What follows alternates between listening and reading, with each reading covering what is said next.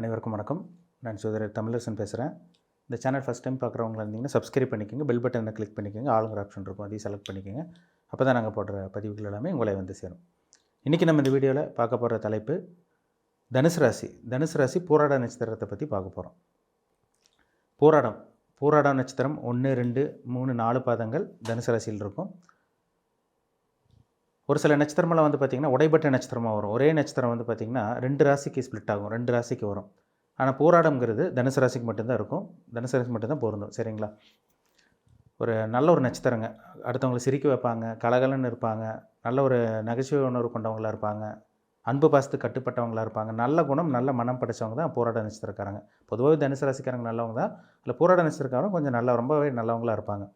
இப்போ பூராடம்ங்கிறது வந்து பார்த்திங்கன்னா சுக்கிரனுடைய நட்சத்திரம். அப்போ வந்து சுக்கிரனோட இது இருக்கும், நல்ல ஜாலியாக லைஃப்பை வாழணும், நல்லா என்ஜாய் பண்ணணும், அடுத்தவங்களுக்கு உதவி செய்யணும், அடுத்தவங்களுக்கு கொடுத்து ஹெல்ப் பண்ணணும், தானம் தர்மம் பண்ணணும். இது இயல்பாகவே அவங்களோட குணாதிசயம் கேரக்டராக இருக்கும். இப்போ பூராடம்ங்கிறது வந்து பார்த்திங்கன்னா சுக்கிரனுடைய நட்சத்திரம். பிறக்கும்போது வந்து பார்த்திங்கன்னா அவங்களுக்கு வந்து சுக்கிரதசையில் தான் பிறப்பாங்க. அது எத்தனை பாதம் தகுந்த மாதிரி மாறுபடும். ஒரு சில பேருக்கு 10 வருஷம் சுக்கிரதசை வரும், ஒரு சில பேருக்கு 4, 4.5 வருஷம் கூட வரலாம், ஒரு சில பேருக்கு முழுமையாக 19, 20 வருஷம் கூட வரும். அது 1ஆம் பாதத்தில் பிறந்தவங்களுக்கு அது பலன் மாறுபடும். என்ன நட்சத்திர பாதத்தில் பிறந்திருக்காங்களோ அதுக்கு தகுந்த மாதிரி பலன் மாறுபடும். ஸோ பூராட நட்சத்திரங்கிறது சுக்கிரனுடைய நட்சத்திரம். பிறக்கும் போதே சுக்கிரதசையில் பிறந்தவங்களுக்கு ரெண்டாவது வந்து பார்த்திங்கன்னா உங்களுக்கு சூரிய தசை 6 வருஷம் நடக்கும். அப்புறம் 6 வருஷம் முடிச்சதுக்கப்புறம் சந்திரன் ஒரு 10 வருஷம் தசை நடத்தும். அதுக்கப்புறம் வந்து பார்த்திங்கன்னா செவ்வாய் ஒரு 7 வருஷம் தசை நடத்தும். இவங்களுக்கு ராகு தசை தான் ஒரு முக்கியமான தசையாக இருக்கும். ராகு தசை வந்து ஒரு முக்கியமான தசையாக பூராட நட்சத்திரக்காரங்களுக்கு இருக்கும். ஏன்னா நடுத்தர வயதில் வரும். ஒரு சில பேருக்கு 30, 35 வயசுக்கு மேலே வரலாம், ஒரு சில பேர் 40 வயசுக்கு மேலே வரும். ஏன்னா நட்சத்திர பாதத்தை பொறுத்து. ஏன்னா ஆரம்பத்தில் அவங்களுக்கு சுக்கிரதசை எந்த அளவுக்கு வருதோ அதுக்கு தகுந்த மாதிரி பலன் மாறுபடும். 30 வயசு அல்லது 40 வயசுக்கு மேலே வரக்கூடிய ராகு திசை ரொம்ப ஒரு முக்கியமான ஒரு திசையாக இருக்குங்க. அவங்க வாழ்க்கையில் மிகப்பெரிய திருப்பமுனை ஏற்படுத்தக்கூடிய திசையாக ராகு திசை இருக்கும். என்ன காரணம்னு கேட்டிங்கன்னா, ராகுங்கிறது வந்து பார்த்திங்கன்னா ஒரு பிரம்மாண்டத்துக்கு உண்டான கிரகம், மிகப்பெரிய கிரகம், ஒரு ஆசை தூண்ட வைக்கிற கிரகம், மாய வலை விரிக்கிற கிரகம். சரிங்களா? ஒரு ராகு வந்து ஒருத்தருக்கு திசை நடச்சுன்னா ஒன்றா வந்து கீழே வந்துடுவாங்க, கீழே டவுன் ஆயிடுவாங்க, ஒன்றுமே இல்லாமல் போவாங்க. ஒரு சில பேர் பார்த்திங்கன்னா இருக்கிற இடமே தெரியாமல் போயிடும், அந்தளவுக்கு அந்த ராகு வேலையை செஞ்சிடும். ஒரு சில பேர் வந்து பார்த்திங்கன்னா ரொம்ப ஒரு ஏழ்மையில் பிறந்தவங்க ரொம்ப கஷ்டப்பட்டு அப்படியே அவங்க வாழ்க்கை கொண்டு போவாங்க. திடீர்னு பார்த்திங்கன்னா ஒரு 30, 40 வயசுக்கு மேலே எண்ணி பார்க்க முடியாத அளவு கோடீஸ்வரனா ஒரு பிரம்மாண்டமான ஒரு வாழ்க்கை அவங்களால வாழ முடியுது. என்ன காரணம்னா ராகு தாங்க. அந்த ராகு தான் அவங்க ஜாதகத்தில் முக்கியத்துவம் வாய்ந்ததாக இருக்கும். ராகு தசை நடந்தால் ஒரு மிகப்பெரிய கோடீஸ்வரனாக மாறிடுவாங்க. இல்லைன்னா அந்த 18 வருஷம் ஒன்றுமே இல்லாமல் பண்ணும். ராகுவோட வேலை தான். ஏன்னா ஒரு ஆழமான இருட்டு, ராகுங்கிறது ஒரு ஆழமான ஒரு இருட்டு. அது அந்த கிரகத்தோட ஒரு சுபகிரக தொடர்பெல்லாம் சேர்ந்துச்சுன்னு வச்சுக்கோங்க, கண்டிப்பாக ஒரு மனுஷனோட வாழ்க்கையை தலைகீழாக மாறிடும். ராகுங்கிறது பணத்தை கொடுக்குற கிரகம், சொகுசு கொடுக்குற கிரகம், லக்ஸுரியான ஒரு வாழ்க்கை, ஆடம்பரத்தை கொடுக்குற கிரகம், உல்லாசத்தை கொடுக்குற கிரகம் தான் இந்த ராகு. அது நல்ல கிரகத்தோடு சேர்ந்து நல்லது பண்ணும், கெட்டது கிரகத்தோடு சேர்ந்தால் தீமை தான், கெட்டதான் பண்ணும், அதில் சந்தேகமே கிடையாது. ராகு வந்து நல்ல ஒரு இடத்துல இருக்கணுங்க. அதாவது வந்து பார்த்திங்கன்னா ராகுக்கு உகந்த இடம் என்னென்னா 3, 6, 10, 11ஆம் இடத்துல ராகு இருந்துச்சுன்னா 3, 6, 10, 11ஆம் இடம் அந்த உபஜயஸ்தானத்தில் ராகு இருந்துச்சுன்னா நல்லது பண்ணுன்னு சொல்லப்பட்டிருக்கு. ஆனால் மற்ற இடத்துல ராகு இருந்தாலும் நல்லது பண்ணும். இப்போ 2ஆம் இடத்துல இருக்கிற ராகு கூட வந்து பார்த்திங்கன்னா தனிச்சு இருக்கக்கூடாது. அது சுபகிரக சம்மந்தப்பட்டு குரு, சுக்கிரன், இல்லை சந்திரனோட தொடர்பு, வளர்பிறை சந்திரனோட தொடர்பு, இந்த மாதிரி இருந்தால் கூட அந்த ராகு திசை கூட கொட்டி கொடுக்குற ராகுவாக தான் இருக்கும். ராகு 8ஆம் இடத்துல இருக்கக்கூடாதுங்க. 8ஆம் இடத்துல பாவகிரகம் சம்மந்தப்பட்டு இருக்கக்கூடாது. நிறைய விபத்து, அசிங்கமானம், கோர்ட்டு கேஸ் பிரச்சனை, ஷேர் மார்க்கெட்டில் தோற்று போகிறது, ஆயில் கண்டம் ஏற்படுறது, இதெல்லாமே இந்த 8ஆம் இடத்துல இருக்கிற ராகு பாவகிரகம் சம்மந்தப்பட்டால் கண்டிப்பாக கொடுக்கும். 5ஆம் இடத்துல ராகு இருக்கிறவங்க கூட புத்திர தோஷத்தை கொடுக்கும். ஆனால் வந்து பார்த்திங்கன்னா அது சுபகிரகம் சம்மந்தப்பட்டால் தலைகீழாக மாறும். மேஷம், ரிஷபம், கடகம், கன்னி, மகரம், இந்த 5 இடத்துக்கு மேஷம், ரிஷபம், கடகம், கன்னி, மகரம், இந்த 5 இடத்துக்கு ராகு இருக்கும்போது அந்த இடம் வந்து பார்த்திங்கன்னா உங்களுக்கு லக்னத்துக்கு 3, 6, 10, 11ஆம் இடம் வந்துருச்சுன்னா கண்டிப்பாக அந்த ராகு திசையை ஒரு கொட்டி கொடுக்குற ராகுவாக தான் அங்கே இருக்கும். அதில் சந்தேகமே கிடையாது. ஒரு மிகப்பெரிய கோடீஸ்வரன் ஆகணும், பிரம்மாண்டமான ஒரு வாழ்க்கை வாழணும், லக்ஸுரியான ஒரு வாழ்க்கை வாழணும்னா அது ராகுவோட தயவு தேவை. 30 வயசுக்கு மேலே பாருங்கள், ஒரு சில பேர் நல்லா இருப்பாங்க, வாழ்க்கை தலைகீழாக மாறும். ஒரு சில பேர் 35, 40 வயசுக்கு மேலே நல்லா இருக்காங்க. சொல்கிறாங்க பார்த்தீங்களா, 30, 35 வயசு வரைக்கும் கஷ்டப்பட்டாங்க சார், 38, 40 வயசுக்கு மேலே தான் ஒரு வாழ்க்கையே மாறிச்சு, தலைகீழாக மாறிச்சு, திடீர்னு என்ன நடந்ததே தெரியல, சடனாக எங்கள் லைஃபே மாறிடுச்சுன்னு சொல்கிறாங்க பார்த்தீங்களா. இதெல்லாமே ராகுவோட வேலை தான். ராகு வந்து பார்த்திங்கன்னா அந்நிய கிரகம், அந்நிய நபர்களோட பழக்க வழக்கங்கள் ஏற்படும், புதிய நண்பர்கள் உருவாவாங்க, இதெல்லாமே இந்த ராகு திசையில் தான் கொடுக்கும்.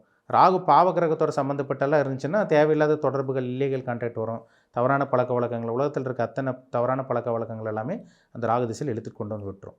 அதுதான் ராகுவோட வேலை. ராகு நல்லவரோட சேர்ந்தால் உங்களை நல்ல விதமாக வழி நடத்துவார். ராகு கெட்ட கிரகம் தீய கிரகத்து கூட சேர்ந்தால் சனியோட சேரக்கூடாது, செவ்வாயோட சேரக்கூடாது, சூரியனோடெல்லாம் ராகு சேரக்கூடாதுங்க. அப்படிலாம் செஞ்சுன்னா தவறான வழி கொண்டு போகும். அது இருக்கிற இடத்த பொறுத்து எந்த கிரகத்தோட வீட்டில் இருக்கோ அந்த கிரகத்தை போலவே செயல்படும் ராகு.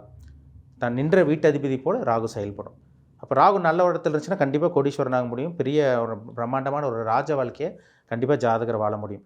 ராகு நெகட்டிவான ஒரு இடத்துல இருந்துச்சுன்னா, அது லக்னத்துலலாம் இருந்துச்சுன்னா பாருங்கள், ரொம்ப ஆசை தூண்ட வைக்கும். ஜாதகரே வந்து பார்த்திங்கன்னா பிடிவாதக்காரராக இருப்பார். கோவம் அவங்களுக்கு அதிகமாக வரும்.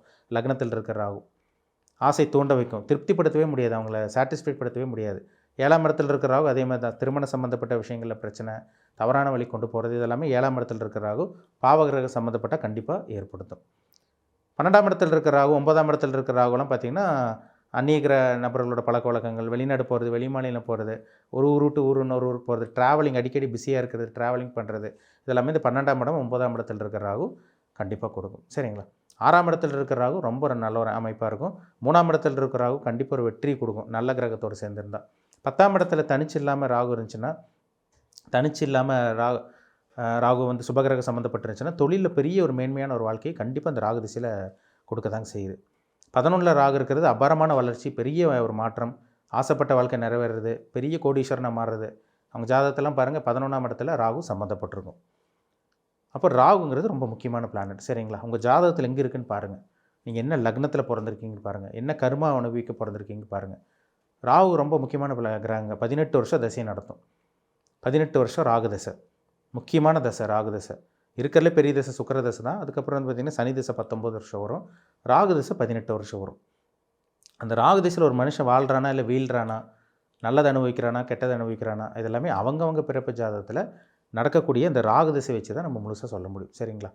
இப்போ ராகு எங்கே இருக்குன்னு பாருங்கள். உபஜய ஸ்தானத்தில் இருக்காரா, இல்லை வெற்றி ஸ்தானத்தில் இருக்காரா, இல்லை நெகட்டிவான ஒரு இடத்துல இருக்காரா, இல்லை தொழில் ஸ்தானத்திலிருந்து தொழிலை கெடுக்கிறாரா, மற்ற இடத்துலேருந்து உங்களுக்கு லாபத்தை கொடுப்பாரா, நல்ல அமைப்பில் இருக்காரா, இது உங்கள் தனிப்பட்ட ஜாதகத்தை பார்த்து தெளிவாக தெரிஞ்சுக்கோங்க. சரிங்களா? ஏன்னா கோச்சார பலன் நம்ம பார்க்கும்போதெல்லாம் ஜென்ரலாக பொது பலனெல்லாம் பார்க்குறது பெருசாக வேலை செய்யாது.